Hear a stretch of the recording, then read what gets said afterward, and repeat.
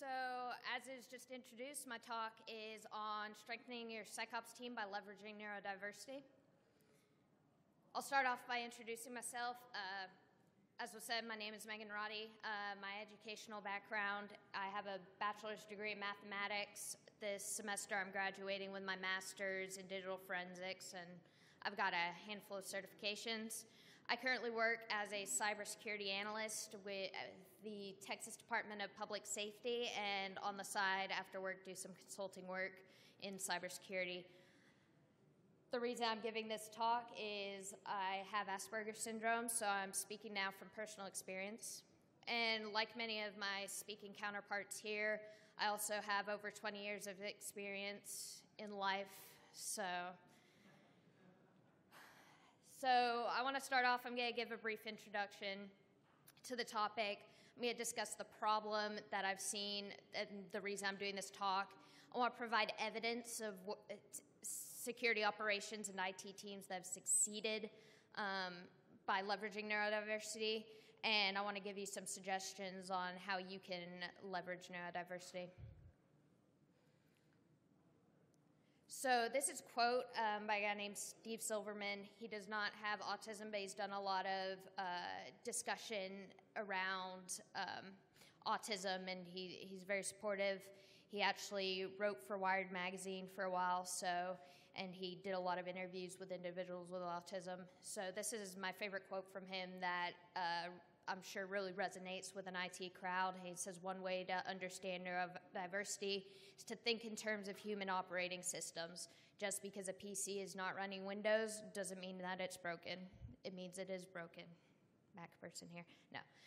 So the operating system does not define the machine, and similarly, the human operating system does not define a person's functionality. So focusing on the benefits of an individual with high-functioning autism, we're very high productivity individuals. We can crank out work at a fast speed. We also have an extreme attention to detail and kind of in a perfectionist sense, but also identifying details that others might miss. We're also logical, calculated. It makes us very blunt individuals, but it can also be a benefit, especially when we're talking about computers. We're also very passionate about the work we do. We choose to go into fields that we love, and we'll put everything into our work in those fields. And lastly, we're hyper-focused. We can work hours on end and keep attention to what we're doing as long as we're interested in it. So, no, I'm going backwards. All right. So these individuals, as I said, I'm focusing on high-functioning autism. Really, I want this talk to apply to all individuals with neurodiverse disorders. But I wanted to speak from experience, as that's where my credibility lies. So I'm focusing on high-functioning autism, Asperger's, and similar disorders. So right now, there's very high unemployment rates among individuals with high-functioning autism. Despite our ability to function very well mentally, our struggles with social or behavioral disabilities make it difficult. So the UK, they did a survey, and it seems that only 20% of individuals with autism are employed full-time, and that's actually even lower than the rate of individuals with physical disabilities, which even that's an area of high unemployment. So, as I said, it's not about our intelligence level that actually exceeds. It's not about our ability to do the job. It's about the social and behavioral disabilities. So I want to give some examples of things that you might notice working with me, things that might turn people away and automatically shut them off from looking at the benefits. So first, I'm unable to often control the pitch or volume of my voice. My presenting level of speaking is not too far off my socialization level of speaking. I'm often told to use my inside voice, very much like a toddler. So it's something, it annoys people, and sometimes they let me know it does. And that's one thing that can turn you away, is just a social quirk. Yes?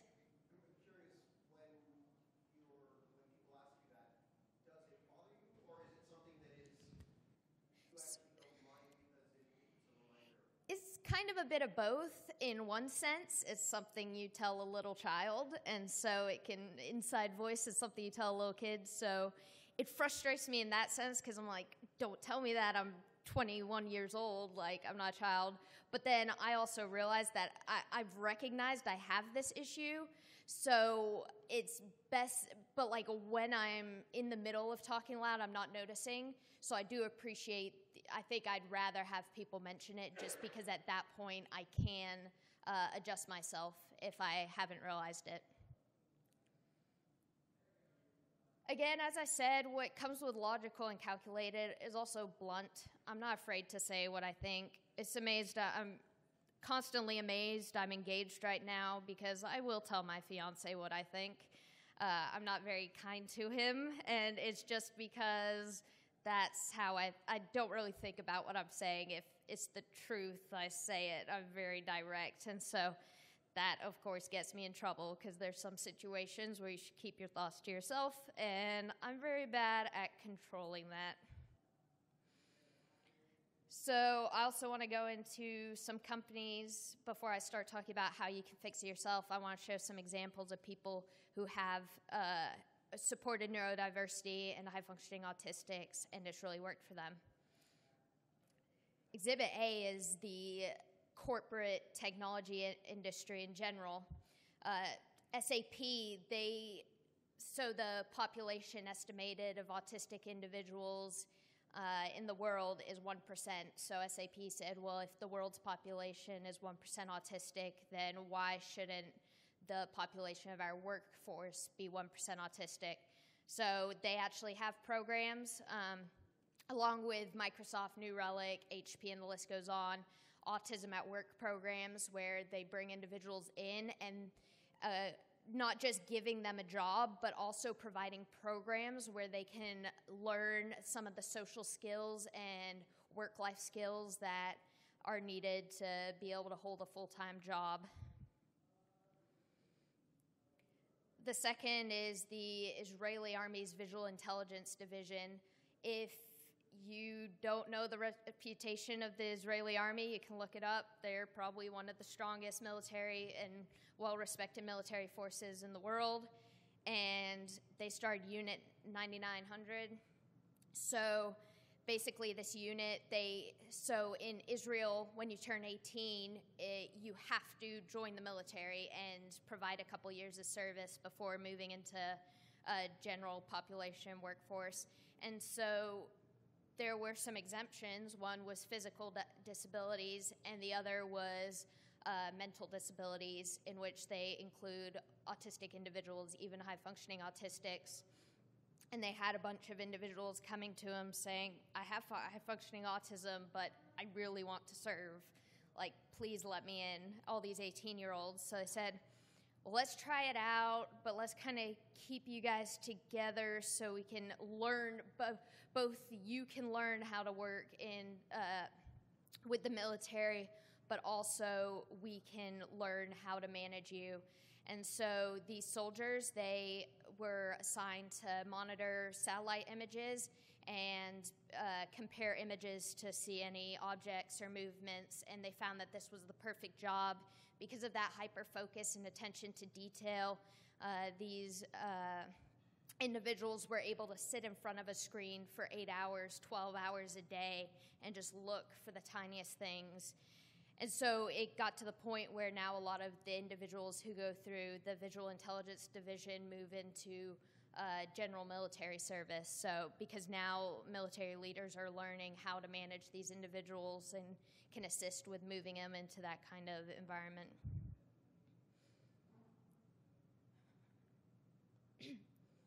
So the solution, what it really comes down to is an awareness. There's a big stigma around the disabilities of high-functioning autism, and we need to stop focusing on the disabilities and focusing on the list of benefits that these individuals bring. And once you do that, you realize you want to start recruiting these individuals for your team rather than judging the disability. You also need to adapt for the employee, but as I'm going to show about how to adapt, that is not in a way a bad thing. It's not a ton of extra work for you. It's just a difference. So you need to forget how you manage your neurotypical employees. That's a population you can mass manage in a similar way, but you need to learn how that neurodiverse employees do not respond well to the same management methods, so you need to learn how to manage those individuals. So I want to provide an example to see where little changes need to be made. So let's say an individual, an employee comes up to you and they're like, I got this really, really great project that I want to work on, but at the time, limit of resources, limit of time, bandwidth, so you can't take on new projects. Well, you may say to the employee, the neurotypical employee may say, that's a great idea. Right now we don't have the resources, but when we're less busy, go ahead and come get with me and we'll discuss it again. There's a lot of ambiguity to individuals with high-functioning autism, the term less busy. Instead, you might want to say, that's a great idea. Come back to me in a couple weeks and we'll see whether we have the resources. We need those specific terms, that couple weeks. And you could tell me come back in a couple years and I would be perfectly content with that as long as I have that couple years. I know when to check back in, because I don't know, I'm not necessarily going to be able to tell like someone else is when we're less busy. For me, since I am high productivity, I may think, well, I'm less busy, I'm staying here, I finished all my tasks for the day, why are we busy? But that's hard for me to evaluate. So what you need to do is give me a timeline. I don't care if it's 2 weeks, 2 months, 2 years, but if I have that timeline, I put it on my calendar, and you better bet I'll be there exact to the day, 14 days later, asking you about it. So that was easy. There was nothing to it. It was 2-word changes. This isn't some huge drastic adjustment in your daily work procedure. You're changing a couple words, and it's going to do wonders for the employee. It may not seem much to you, but for me, like, that is a huge deal, huge difference. So more generic rather than a specific example, we're going to ask, what do HFA employees need? First, structure and routine. So I'm going to give some more examples after this of all these things, but clarity. So again, 2 weeks is more clear than the ambiguity of less busy. Patience and understanding. I'm going to piss you off. I'm going to make you mad, annoy you. You need to understand that a lot of the time I don't realize I'm doing that until I'm in your office being asked about my recent behavior. In return, though, for your patience and your clarity, you're going to get very high productivity, very thorough work, and you're going to get a dedicated and passionate employee. So you're asking yourself, how at a tech conference am I working Whataburger into my talk? But as I said, routine and structure is important. Well, I work in incident response. One day we could just be reviewing spam emails that users are complaining about. The next day we could be dealing with a ransomware attack. And I like to have routine, and the fact that I don't know what I'm doing even up until midday into the workday, everything could change. So Whataburger has been my solution. Every morning on the way into work, I stop at Whataburger. I get the same breakfast. I get the same drink. The cashiers have my meal prepared as I walk in because they see me and they're like, it's her. So that's one way I walked in, a constant thing. I always know in the morning I'm stopping, I'm getting breakfast, I'm getting my drink, and I'm starting the day. So that's something that the employee can do, and Again, it took me a little while to find this out. Like, I have to figure these things out for myself. I don't just know these things. So that's one recommendation of bringing routine and structure in if you recognize that an employee with HFA is struggling to adjust to a non-scheduled workday. I also get bored very easily, very, very easily. So a lot of employees, traditional employees, they finish their work and the bosses don't care. Like, okay, go on Facebook, go on Twitter, YouTube. Cool, I got 15 minutes and I have nothing to do. I'll wait till something else pops up to work on. I don't do that. I hate doing non-work stuff at work, even if I have permissions from my manager. Work on that homework assignment you're telling me about last week. Go ahead. We don't have anything to work on right now. And I'm saying take advantage of this. So I do a lot of, in the job descriptions, when there's a job posting, the bullet point that says, and other tasks as assigned, this is where that comes in for me. I'll do requisition orders and job postings and all the administrative stuff that is under that really low bullet point of and anything else. And I don't mind doing it because I'd rather do that than sitting around waiting for some other task to come along. And this has been one of the most important things for me is as a manager, I could really use a mentor. This does take more time out. It's not a two-change word, but 15 to 30 minutes at lunch, sit down and chat with the employee and tell them where their strengths have been recently and where their weaknesses have been. Weaknesses, a lot of times I don't notice things I'm doing. And so having that sit down and be like, hey, did you notice that you've kind of been talking really loud a lot lately? Maybe you need to try and turn that down a bit. Just we're in a small environment and being really loud gets in the way. So focus on that. Or, hey, you need to take more, you need to be more proactive with your work. Don't always ask me what to do. Find things that you think are a problem and fix them. Stuff like that. And usually when I've done this about every 6 months with my manager, 30 minutes at lunch. We sit in the cafeteria. We have a discussion about my strengths and my weaknesses over that period. Best bet is in 6 months, I will come back and he'll say, you've done everything I said 6 months ago, because once I know about the things I'm doing, I can quickly correct myself. I just, you can't fix what you don't know, So that's the gist of my talk. Did anyone have any questions? Questions? Yep. Two questions. Yep. The first, how are there any support groups for people with high functioning autism to join? Because I have a cousin who has high functioning autism. Yeah. Usually. And he's kind of in a pocket by himself. So. Yeah. So I've actually given this talk 3 times. I have 2 more upcoming, booked in different cities, but I do usually have a slide that it's a bunch of organizations all over the world that focus actually on getting individuals with high-functioning autism into the IT or InfoSec industry, and even if they have no experience, coaching them through and then doing work. And there's also support groups. If you go to meetup.com, among all the chess players and all that, you find autism support groups. Austin, they have one that meets up for social skills and life skills about once a month, I believe. So there's definitely a lot of organizations out there.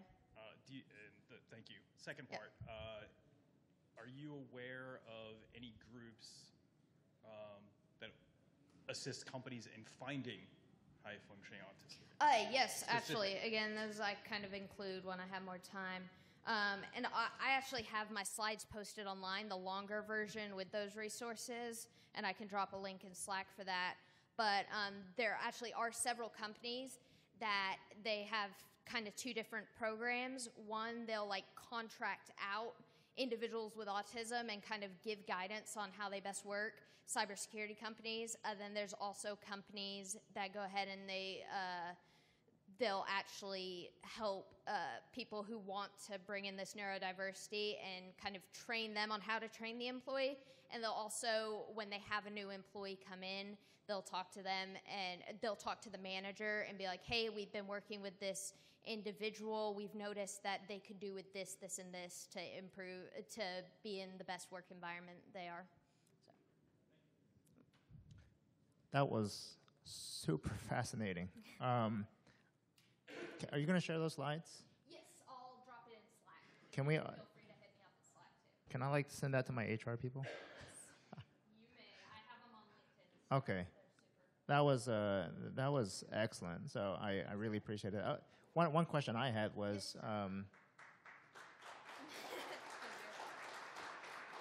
it's in the Slack channel, and I would love for you to answer it, which is, are there expectations different for career progression for HFA employees? Is there a different set of expectations? And the reason why I asked this is we talked about nurse practitioners. They come in and they give you a flu shot. And I don't know, 5 years from now, they may be doing the same thing, and they'll probably be really great at it. We need a lot of tier 1 people, but is that what we should expect for a career progression for? So it depends on the individual. That's one thing that highly diversifies. So sometimes the individual doesn't want to be a manager, especially with social disabilities. It's like, I don't want to lead a group of people. I love doing the work and being down in the dirt. And in that sense, they don't want to be stuck in the same role, but they want more of a horizontal progression where they're given more responsibilities. And, they still want raises. They don't want to be stuck at the same salary entry level. But they also don't want to be expected to keep going vertically in order to progress in their career. But then other individuals may want to be given that chance. So. Okay. Yep. Thanks. That was, again,